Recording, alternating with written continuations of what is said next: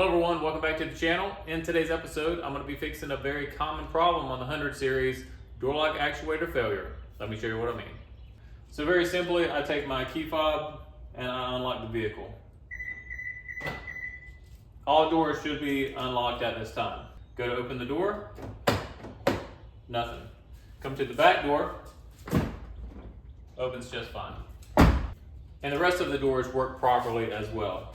But unfortunately, this door lock actuator has failed and it will not work with the key fob. So in order to get this door open, I must manually unlock it. It's more of a nuisance than anything, but I like for my vehicle and everything in it to work properly. So we're gonna tackle this door lock actuator today and get it working like new. All right guys, so as we're looking at the door, I've not taken one of these door cards off before, but if you were with us during the 2000 Camry series, these doors are very similar. Obviously, this is a 2000 Lexus / Toyota, and the 2000 Camry was very similar in how all this stuff was put together. So it looks like we have a little panel right here that we need to remove. Maybe some other covers here. Maybe there's some screws behind there. And then all along the door, you'll see these little, I guess call them little push pins. So you just push in the middle and then it releases and then you're able to take it out. And I know there's connections under here as well. So I think I'm gonna start here, take that little piece out, take these off, and then we'll see about getting this up and this disconnected. Then we'll go do those push pins all the way around and then see if that frees up this door card for us. All right, got this little pick in here. See if we can. Yep, it's a little Phillips head right there.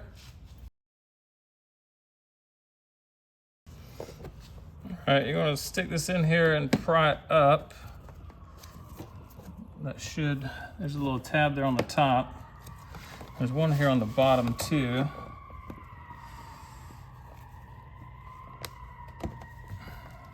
And we can slide that out of the way there. All right, so I'm just get my tool back behind here.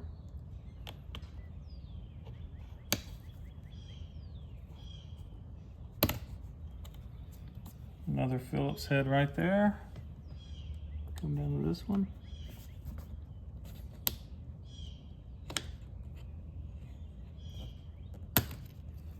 And another Phillips head. So we'll go ahead and take these two out and we'll move on to getting the window switch out right here. All right, now to take the door switch off here, should be a little clip here in the front that we have to get to.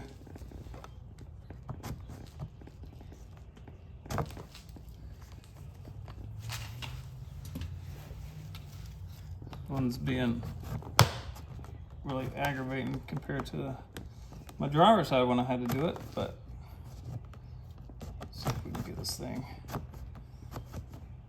There's a clip up front.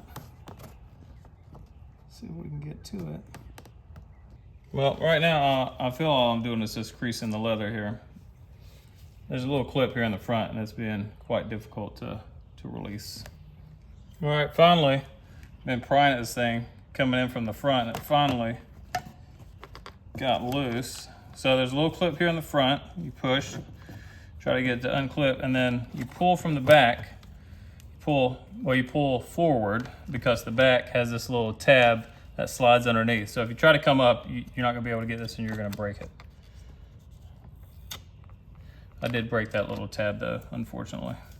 All right, so let's go ahead and disconnect all of this stuff. This is what it's going to look like. You're going to have this tab. You're going to have to push, get that to release, and then once that releases, you can pull it. You can pull it forward and then out because you got this tab on the back. You can't pull that straight up or else it'll break. Now that that's out, you're going to find one more Phillips head right there. To take these out, it's pretty simple. Just push in, and then you just pull that out. That one actually looks pretty good. Again, just move up here, push in, and then should be able to pull out. All right, so I'm gonna go around and get the rest of these, and then we'll see what else is holding on the door card. All right, so we're underneath right now, and I thought there was gonna be some more push pins under here. There are not. There are more Phillips head screws. So I'm gonna zip those out. Looks like there's four of those. I'm gonna zip those out, and then I think we're about ready to take this door card off. So this piece does come off. It's just these two little pins here that go in there. So that was actually pretty easy to remove. So it just gives us access to be able to lift this up. I guess it would have been in the way otherwise. All right, I think that's the last one. Let's see if we can get this thing off.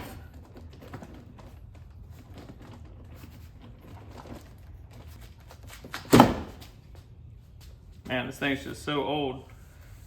And there's gonna be one more connection for the door light. I know you're not gonna be able to see this, but there's one connection here in the door light. You'll see it, you just pull that out, and then it releases your door card.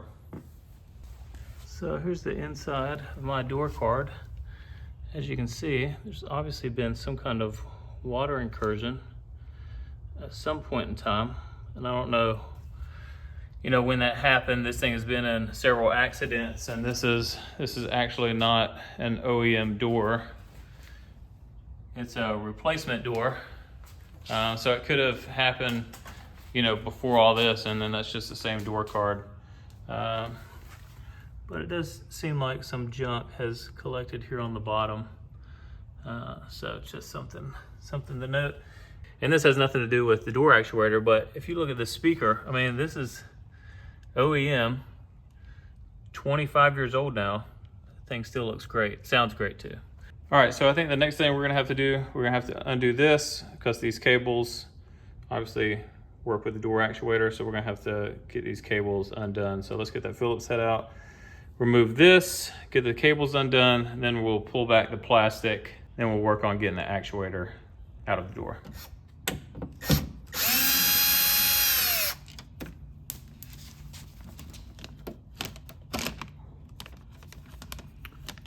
All right, so this actually has two little slide pins that go into the door here. So just slide back, those come out. So there's those two pins that slide into the door right there. And then very similar to the GX460, when I redid the door handle on that, we're gonna come up out of these.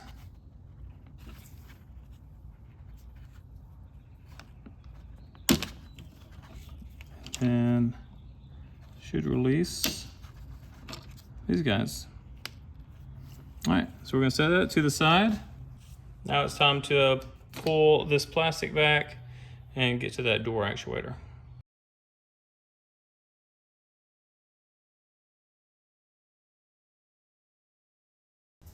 All right, two 10mm bolts. Let's go ahead and take those out.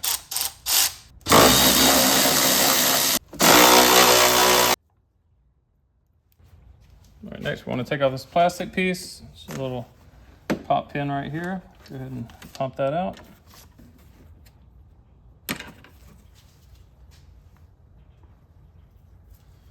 And then there should be one right here. So get in there, pry that free.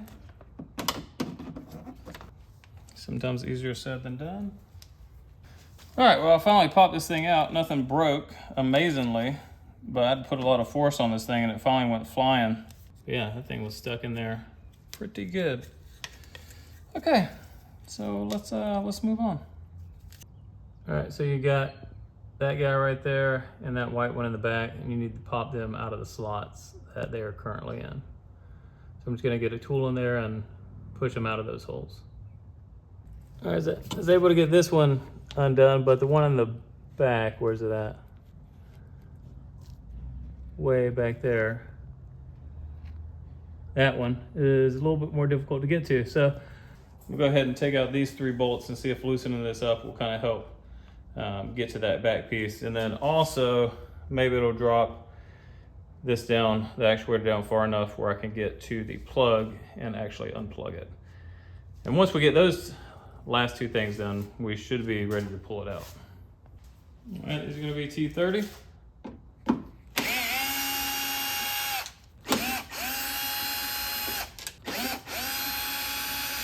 So it is freed up. Two things. We got the connector down here that we still need to get done, and we need to remove that last piece back there. Man, it's really on that back piece. So it's supposed to like unclip and then move up out of the way. And that was not one to unclip. See if I can get this tool back there.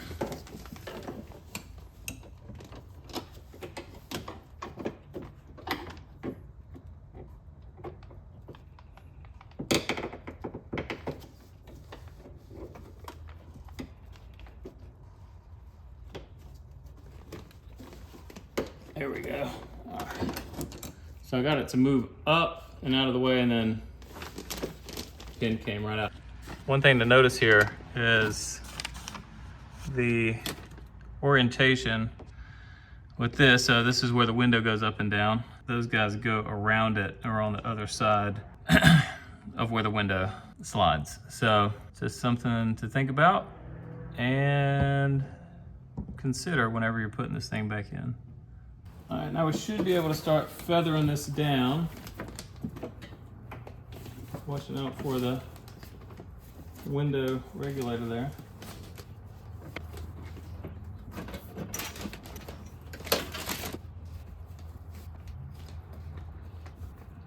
So trying to get this connection unhooked here, but it is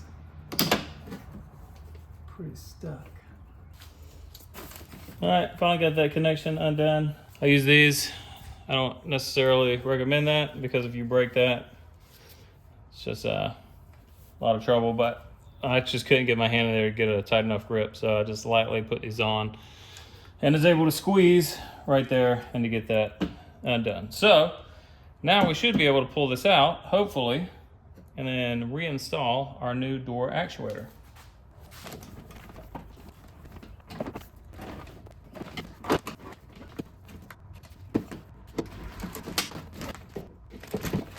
Ta-da!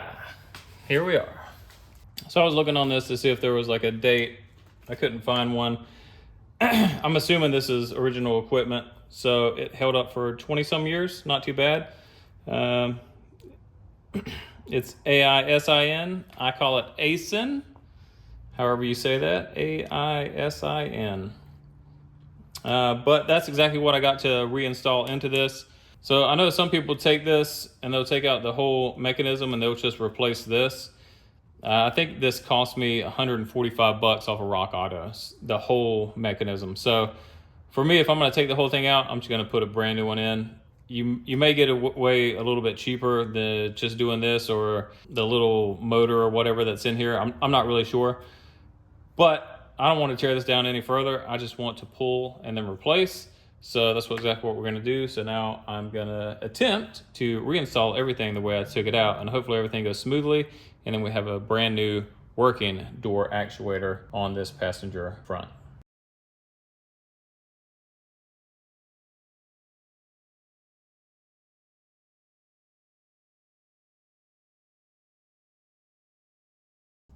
All right, so I have a new actuator in loosely. So I'm gonna try to bring this up and then just thread these bolts in just a little bit just to kind of keep it in place. It's not fully lined up or seated yet, obviously.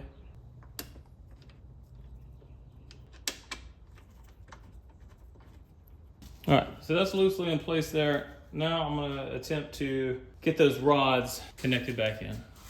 All right, so this is gonna be hard to film and do at the same time, but let me just show you.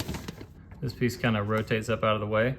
Then you'll take that rod right here and push it into the hole and then rotate that back counterclockwise and snap it into place. Same thing with this, you'll put that in the hole and then you'll bring this down counterclockwise to then lock onto this. I hope that makes sense, but it's really tight in here, so I'm not gonna be able to record that, but that's what I'm gonna do next. All right, it does take a little bit of finagling, but as you can see, those two are now in.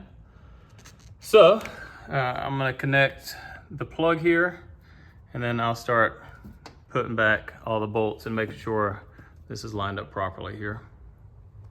All right, so all those are tightened up. Initially, it wasn't wanting to sit flush around here, but I think what the deal was is that here around the outside edge, there was like, I'm assuming some padding and stuff that goes on there, or some kind of seal, and that more likely was left behind there, and that one had some new seal on it, so the foam was probably a little more dense, but as I started drawing it in, it started correcting itself, and it's sitting flush right now. So the pins up there are complete. I got the wires run through here and then through the plastic, ready for the door handle. The plug is in. So next we need to put the white cover back on here, and then those two 10mm bolts. And I think we're about ready to wrap all of this up. But before I do, I'm obviously gonna install the door handle and then test to make sure that the door actuator works. Well, like a lot of things on this vehicle, it's starting to strip. So I'm gonna get my tap and die set, fix this, and then I'll put that bolt in. All right, so I did a little tap and die on this. That was an M6 and thread pitch of 1.0. And after I did everything, it went in nice and smooth. Everything in there is lined up as it should be. I've routed these guys in. I put the pins in first and then clipped them in. It just seemed to be a little bit easier that way. So see now everything is working as it should. So I'm gonna put these two, slide these guys in, put in that screw, and then use the actual key fob and see if this will lock and unlock like it's supposed to.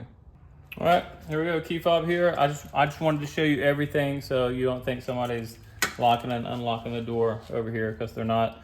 So a moment of truth, we're gonna lock it, and it should lock if everything is hooked up correctly, and then we're gonna unlock as well. Just make sure everything works. So here we go, first test. Okay, it didn't want to do that because the door was open. Of course. Okay, let's get another angle, shut the door, and then try to lock and unlock. All right, we'll just do it this way. I got the window rolled down here. First test, let's lock it. Perfect, and double tap to unlock all the doors. Sounds good. All right. Looks like everything is working appropriately over there, so I'm gonna button everything back up and call this job done.